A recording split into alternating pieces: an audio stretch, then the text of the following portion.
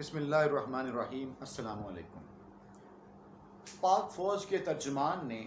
جمعہ کے روز press conference میں افغانستان کے حوالے سے جو باتیں کہیں، ان اہم باتوں کا لب لباب یہ ہے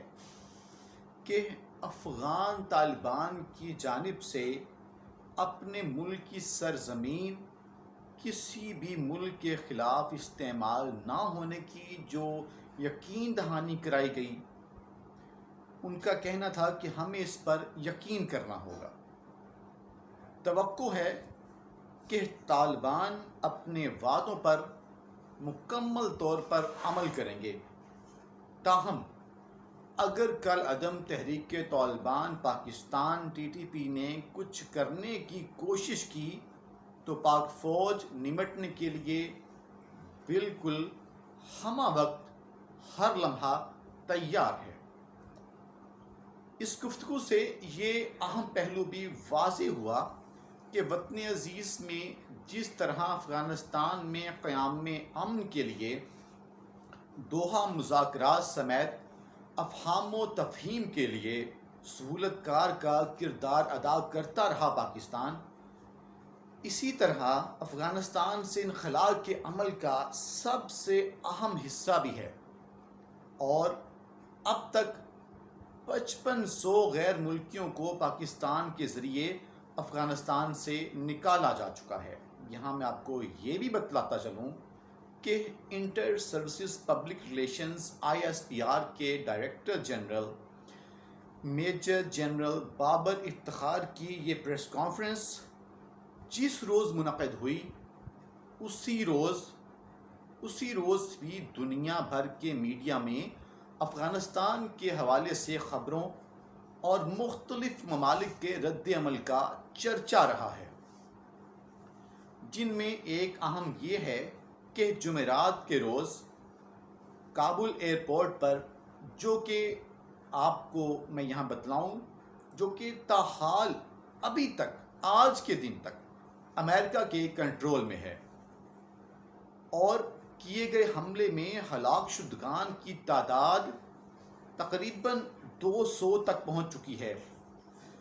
امریکی صدر جو بائیڈن نے قوم سے خطاب میں کابل ایئرپورٹ پر حملہ کرنے والوں کو چن چن کر مارنے کا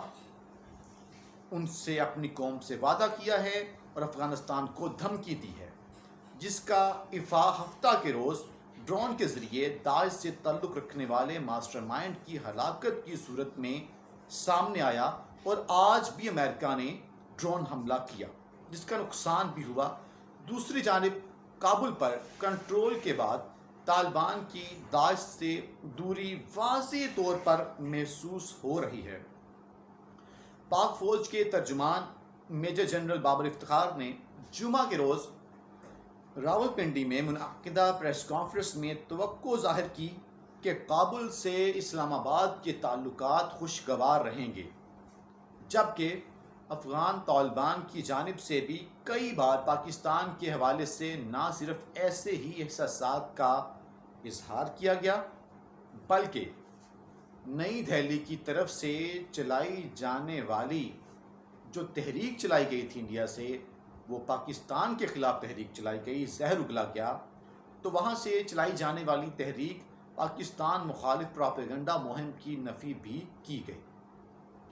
پاک فوج کے ترجمان کے بیان کردہ حقائق کے بموجب نئی دہلی نے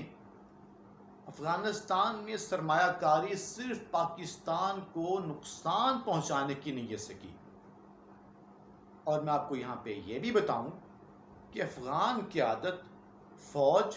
اور انٹیلیجنس کے ذہنوں کو اسلام آباد کے خلاف زہر آلود کیا انڈیا نے، نریندر مودی کی گندی سوچ نے، داسو، لاہور اور کوئٹہ کے سانحات NDS اور راک کے گٹھ جوڑ کی وجہ سے رونما ہوئے۔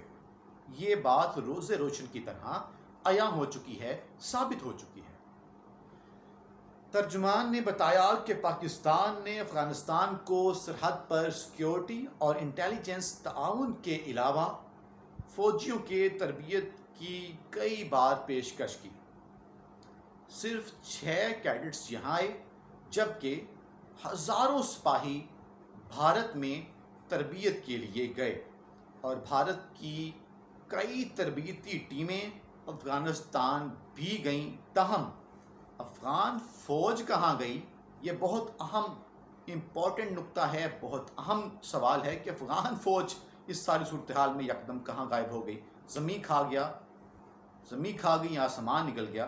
کچھ پتہ نہیں۔ ترجمان کے بیان سے ظاہر ہوتا ہے کہ افغانستان میں فی الحال خانہ جنگی کا خطرہ نہیں ہے۔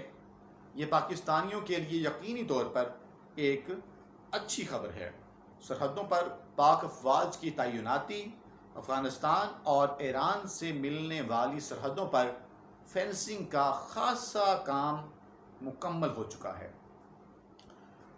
پاک افغان سرحد کی 5 راہداریوں سے معمول کی تجارت کا جاری رہنا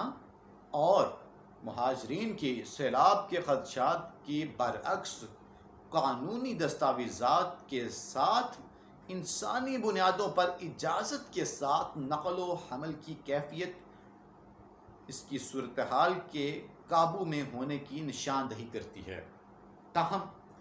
مستقبل کا خاکہ افغانستان میں جو نئی حکومت ہے اس کے بننے کے بعد واضح ہوگا۔ جو نئی حکومت ہے وہ میں آپ کو بتاتا چلوں یہاں پر کہ تقریباً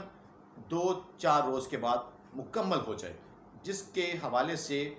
خیر کی توقعات ابھی تک کی جا رہی ہیں۔ تاہم اس باب میں نئی کابل حکومت اور خطے کے ملکوں سے روابط کی اہمیت نظر انداز نہیں کی جانی چاہیے، اور عالمی برادری کو متوجہ کیا جانا چاہیے کہ افغانستان کی نئی حکومت کو سازگار اقتصادی و سفارتی تعاون کا ماحول فراہم کیا جانا خطے اور عالمی امن کی مفاد کی ضرورت ہے۔ آج کی ویڈیو امید ہے آپ کو پسند آئی ہوگی۔ کل انشاءاللہ نئی معلومات، نئی خبروں کے ساتھ دوبارہ آپ سے ملاقات ہوگی۔ اللہ نگہبان۔